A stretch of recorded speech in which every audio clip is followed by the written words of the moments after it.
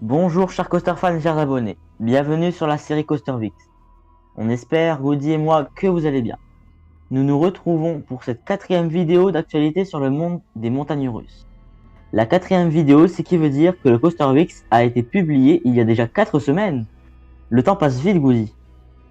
Ah oui, Raph, surtout n'oubliez pas de vous abonner à nos réseaux sociaux, à nos chaînes YouTube Coasters TV, auxquelles vous regardez cette vidéo actuellement de Madlog Gaming.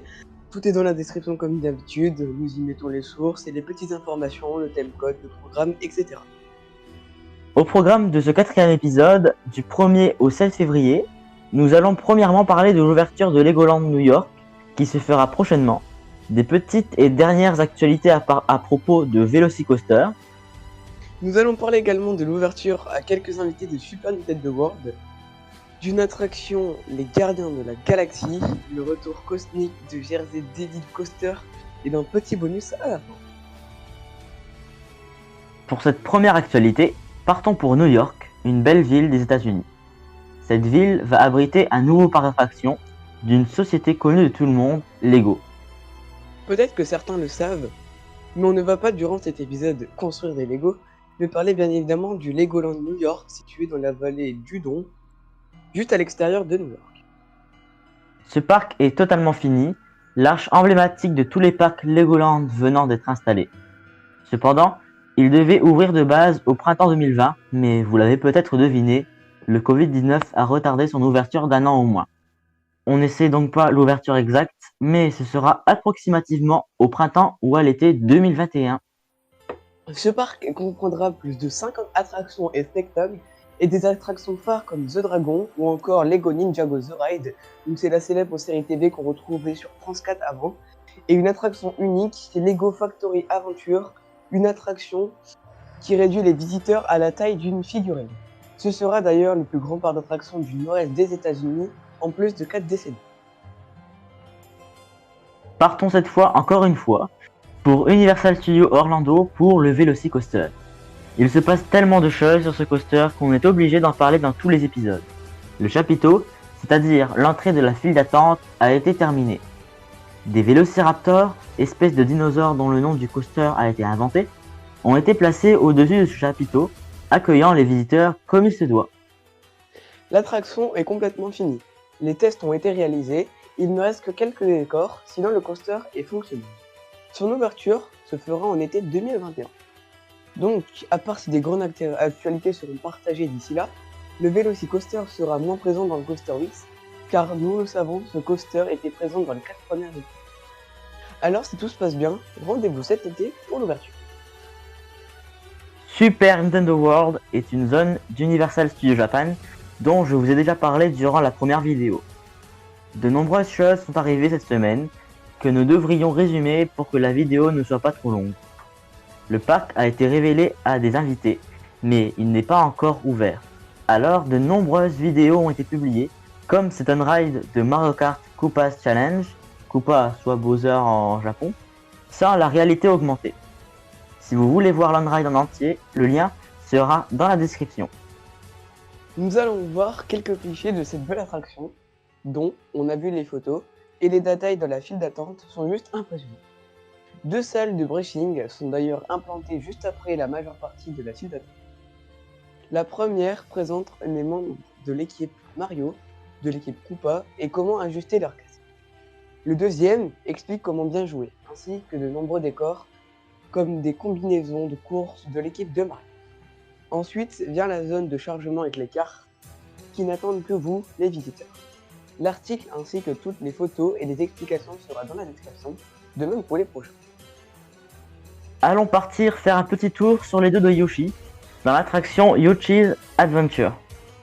Comme dit dans le premier Coastervix, nous sommes à la recherche du Capitaine Toad et de l'œuf doré pendant un court voyage, avec des beaux plans sur Super Nintendo World. La file d'attente est dans le style cartoon des jeux vidéo Yoshi, s'adressant à un public plus jeune. Vient ensuite l'embarquement sur tapis roulant afin de partir à l'aventure. Nous avons une vue sur le château de la Princesse Peach et d'autres lieux incontournables de cette zone. Il y a également une zone Dark Ride avec bébé Mario sur un dos de Yoshi, s'échappant de Kamek, la diabolique sorcière. Ensuite, Le tour s'achève en extérieur avec les bébés Yoshi s'amusant. Maintenant, nous allons faire un tour dans la zone attraction.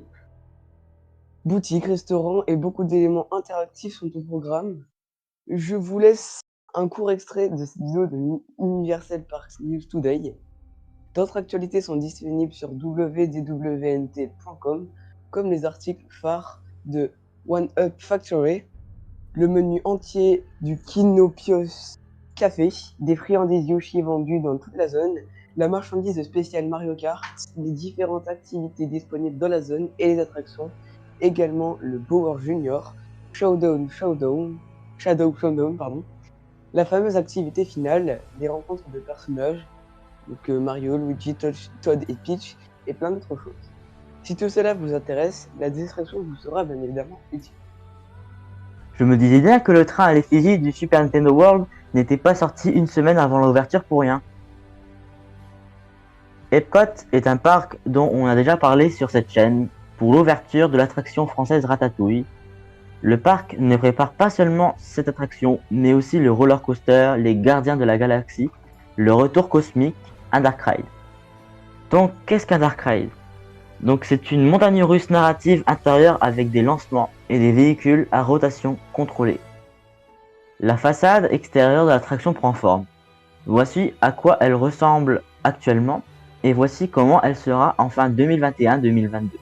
Je précise, ceci est un concept art. Cependant, l'ouverture n'a pas été dévoilée par Disney comme étant une des attractions qui ouvrira en 2021.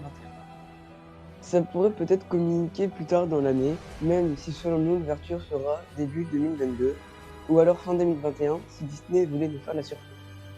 Même si en général Disney préfère avertir ses fans bien avant. Cette entrée sera très futuriste comme les films d'ailleurs. Jersey Devil Coaster sera une montagne russe du parc Six Flags Great Adventure en 2021. La particularité de ce coaster est que son parcours est basé sur seulement un rail, contrairement aux rails classiques, de chaque côté, dont le constructeur était RMC, les initiales de Rocky Mountain Construction. La poche du dernier rail de ce layout a été réalisée le 25 janvier, initialement le 22 janvier 2021, mais repoussé à cause des conditions météorologiques, à cause du gel et de la glace. Petit rajout, je vous mettrai également en lien une vidéo explicative en anglais. Mais avec les images, même si vous ne comprenez pas très bien l'anglais, vous n'aurez pas trop de mal à le traduire. De Mario Kart Koopa's Challenge en description. Elle est très intéressante et explique bien les mécanismes complexes de cette attraction unique. Merci à vous d'avoir regardé cette vidéo et n'hésitez pas à nous faire part de vos avis sur ces actualités. On espère que cet épisode vous aura plu. On se retrouve comme d'habitude samedi prochain sur cette chaîne. N'oubliez pas que les sources seront en description et de partager cette série à vos amis, à vos proches, à qui vous voulez, car ça nous aide beaucoup. Sur ce, un bon week-end, une bonne semaine et on se retrouve très vite sur Coaster TV.